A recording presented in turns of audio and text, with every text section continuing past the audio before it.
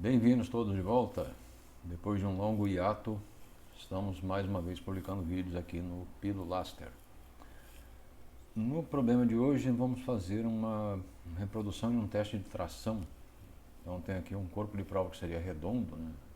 São 2 centímetros de diâmetro, 10 de comprimento.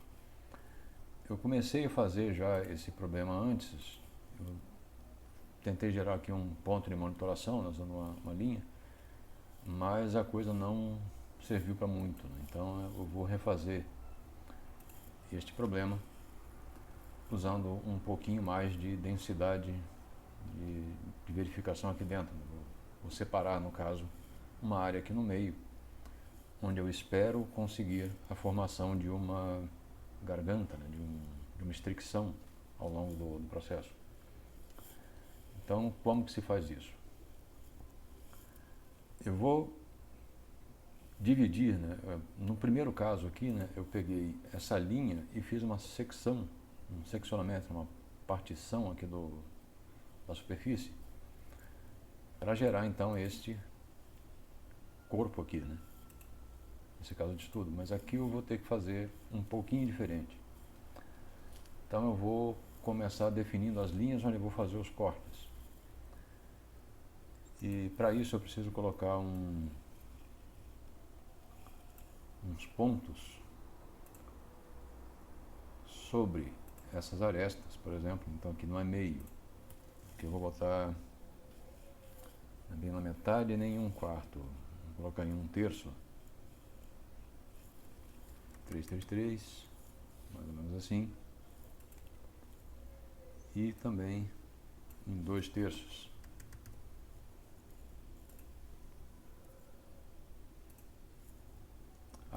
Esqueci de fixar a linha aqui. Tá, agora sim. Também vou fixar a linha aqui no mesmo local, na mesma linha.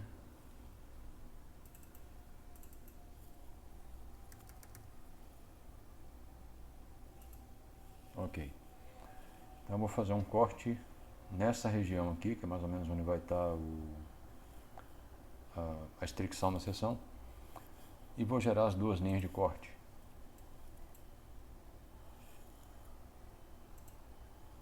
Primeiro aqui, né? E o segundo, começo nesse ponto, termino nesse. Ok. Então tenho já as 2 linhas e a seção original. Agora eu vou cortar essa seção, vou individualizar essa área aqui, usando os 2 objetos de corte, as 2 linhas, dando como resultado uma face. Certo? Essa aqui é a partição. E como no processo normal do Aster, né, eu preciso desde já mais ou menos saber o que eu preciso procurar, que fronteiras eu vou usar lá na frente, né, para colocar condição de contorno e tudo mais. Individualização de malha, esse tipo de coisa toda é feito já o máximo possível desde o começo. Então eu vou mudar aqui o nome deste corpo, a seção nova, e vou começar a fazer umas identificações aqui. Começar a fazer a separação dela. Vou escolher os subobjetos como face. Primeiro essa face aqui, onde eu vou colocar uma densidade diferente de pontos. Depois essa borda aqui e essa borda daqui de cima, onde eu vou colocar as condições de contorno, de movimento.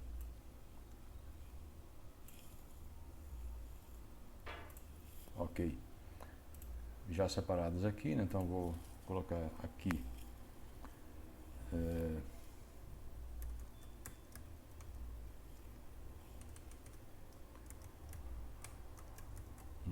a área onde eu vou monitorar as coisas. Essa aqui é a fronteira fixa.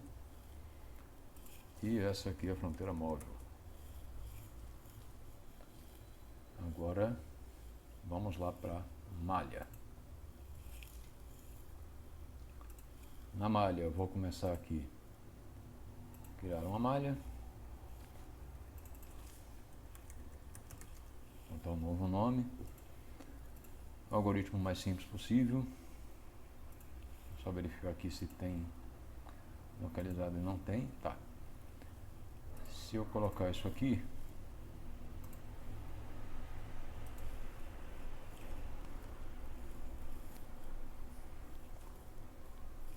ele me dá uma malha meio estranha, né? Ele usou a linha da outra seção como referência, né? Então isso aqui está errado, eu vou ter que dar uma editada na malha. Primeiro vou aqui no talho local, tirar isso daqui, beleza? E se eu vou colocar uma malha com uma densidade um pouco maior, vai ser sobre uma face, que é nessa face aqui onde eu estou monitorando. Vou só dar uma verificada aqui, vamos usar metade, um pouquinho de tentativa e erro, até dar algo razoável, está aqui. Aumentou a densidade realmente. Aí agora eu posso verificar. Bom, vou fazer umas tentativas aqui e depois eu volto. Ok, já de volta. Como ficou a seção? Malha normal aqui, 0,025, né, 2 milímetros, 2 décimos de milímetro, e só naquela área onde eu vou fazer o monitoramento, coloquei uma malha realmente de um pouco mais de meio milímetro. Então, para efeito, para todos os efeitos, é assim que ela fica. Bem mais densa aqui e bem menos densa aqui. Como a condição de contorno que eu vou colocar vai ser fixa nesse ponto e móvel aqui, esse sistema inteiro ele vai realmente gerar desde o início, né, um pequeno abaulamento, né, porque esta fronteira aqui está fixa, ela não encolhe ao longo da extensão, e essa aqui também não. Então eu estou de fato induzindo aqui pelo meio alguma estricção.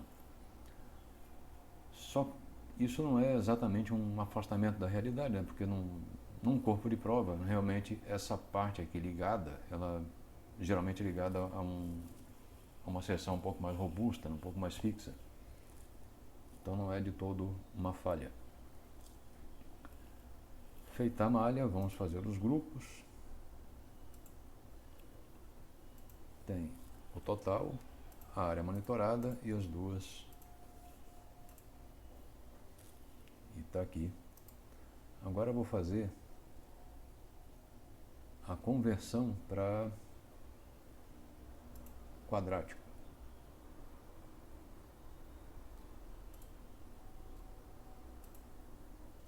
Certo, não tem aqui uma área quadrada, agora eu vejo aqui informações sobre a malha. Total. Tem algo errado aqui. Biquadrático não deveria estar aqui, não só quadrático. Ok, resolvi o problema. Como? Vim aqui, desabilitei esse segunda ordem, gerei uma malha, e depois voltei para cá e habilitei de volta e gerei de novo. E agora nós vamos lá para o Aster para estabelecer o problema. Bom, já aqui de volta no Aster, primeira operação, como sempre, ler a malha. Apontei aqui para disponível, né, a nova seção. Ela já veio aqui. O modelo atribuído em cima dessa malha é o axis simétrico, ou seja, o x virou raio, o y virou coordenada axial e o z, quando aparecer, é a coordenada angular.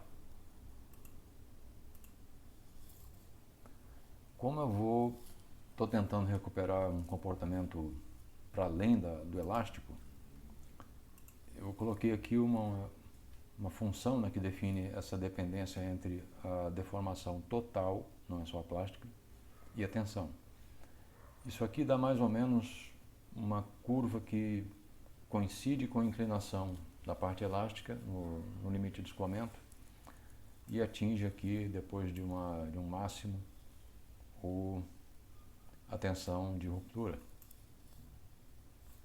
Então também coloquei aqui o prolongamento à direita, né, constante, então ele vai pegar esse último valor e levar adiante, e não tem prolongamento para a esquerda. Feito isso, você tem aqui o material determinado conforme a curva que foi dada antes, elasticidade, né, 200 GB, o coeficiente de porção é 0,3, como sempre, e aqui o modelo de tração, quer dizer, você tem uma curva definida por vários pedacinhos lineares.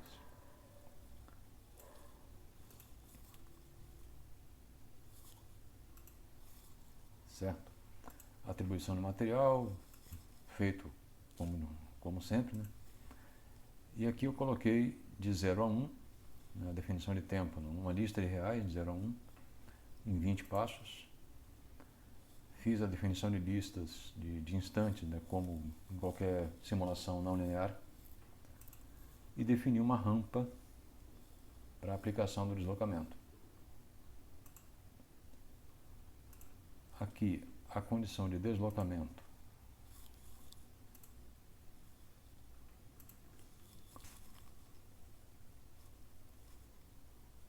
eu vou ter que dar uma mudada aqui porque eu alterei o formato da coisa, ou não, vou deixar exatamente o que estava antes, só que aqui é o grupo move. O move está aqui em cima, né? Então ele vai subir, mas vai manter o X parado. E o grupo fixo, né, com o mesmo nome, ele vai descer os 7 milímetros para baixo. Então no final vai dar 1 centímetro e pouco.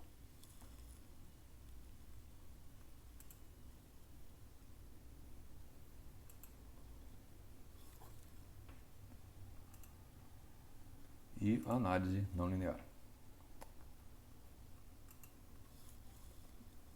Aponta o modelo, aponta a característica, a carga aqui, né, ponderada pela função rampa.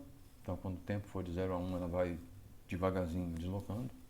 É o necessário, né, em simulações não lineares.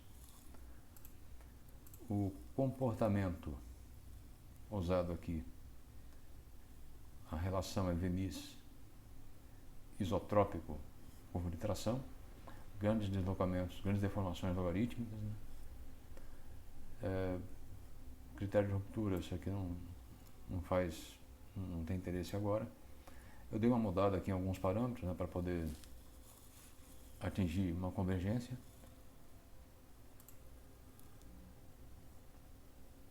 E aqui para baixo eu estou seguindo uma variável, que é o V1, que é o indicador de plasticidade, que é a parte plástica equivalente da deformação. E ela vai sair lá com o nome PLEC no arquivo de saída. Beleza? Então, vamos primeiro dar uma rodada nessa primeira fase.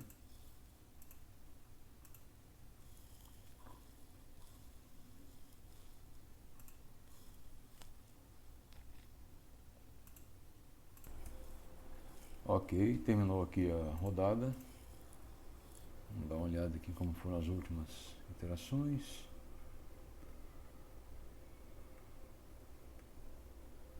Aqui o acompanhamento do estado de deformação.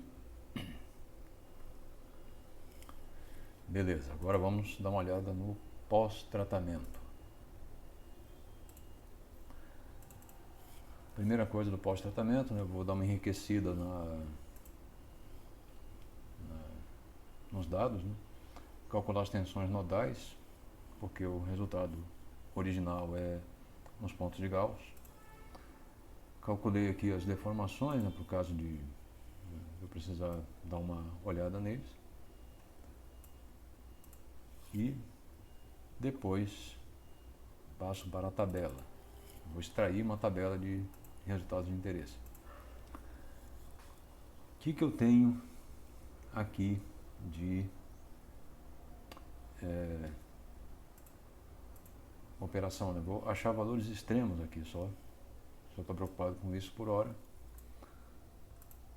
Por hora só o dx, né? Porque eu estou procurando uma extensão que vai se dar na direção do raio. E do lado de cá, faço a mesma coisa, extremos.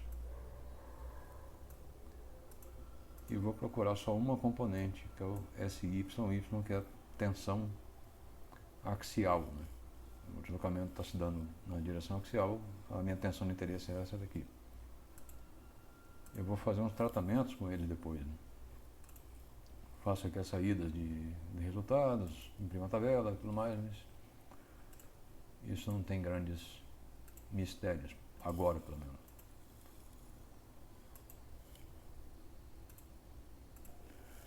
Ok, terminada aqui a fase de pós-tratamento, a gente vem aqui nos resultados, né? Então, imprimiu a tabela e também imprimiu aqui o arquivo, que é o alvo da impressão das coisas que eu estou querendo fazer, né? Já já vamos dar uma olhada no pós-tratamento lá no ParaView. Até daqui a pouco. Bom, já aqui no ParaView, vamos abrir aquele arquivo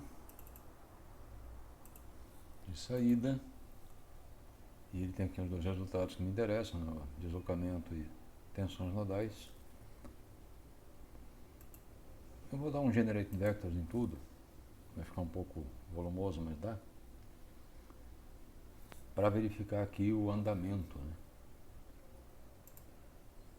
Add Filter, Common, Warp by Vector. Ele vai deformar o corpo conforme as deformações, né? Os deslocamentos. Esse aqui é o corpo final. Eu parei bem antes, né? Poderia ter levado isso aqui mais longe, mas deixei quieto. Tem que a deformação, dá aquela cinturada aqui, né?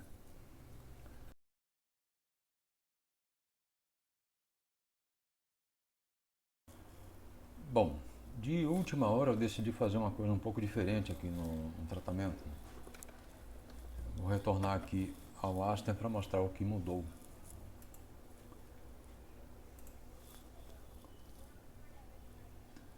Eu passei a calcular também as reações nodais. E na hora de extrair a tabela, eu tirei só as reações nodais, né? A extração de resultante na direção Y só da parte móvel. Então, deixa eu ver se aponta aqui, tá aqui. Nessa ação aqui, só nesses nós aqui de cima, somou a força resultante na direção Y. Então, aqui para baixo eu fiz a impressão da tabela e a tabela saiu com essa cara aqui, né? Daquele problema, né? Esticou, foi alongando, chegou na parte plástica até o cinturamento. E aqui estão as forças resultantes. Fazendo aqui um pós-tratamento, né? Eu só li a tabela, aquela tabela ali de saída, e pedindo aqui uma plotagem, né, dessa força total no tempo. O resultado foi esse aqui. Você vê que ela realmente sobe na parte elástica, vem a parte plástica aqui e aqui começa o cinturamento. E para conseguir o mesmo deslocamento, a mesma taxa de deslocamento, a força diminui, que é exatamente o que se observa no ensaio de tração. Certo? Então, isso é o que tem para ir, por hora, né, para hoje. E eu agradeço muito a atenção de todos vocês, espero que vocês aproveitem, né? Como sempre, os arquivos envolvidos vão estar disponíveis no repositório, vai estar com a descrição no vídeo. Conto com a presença de vocês nos próximos episódios, que vocês se inscrevam em tudo. E até a próxima. Muito obrigado pela atenção.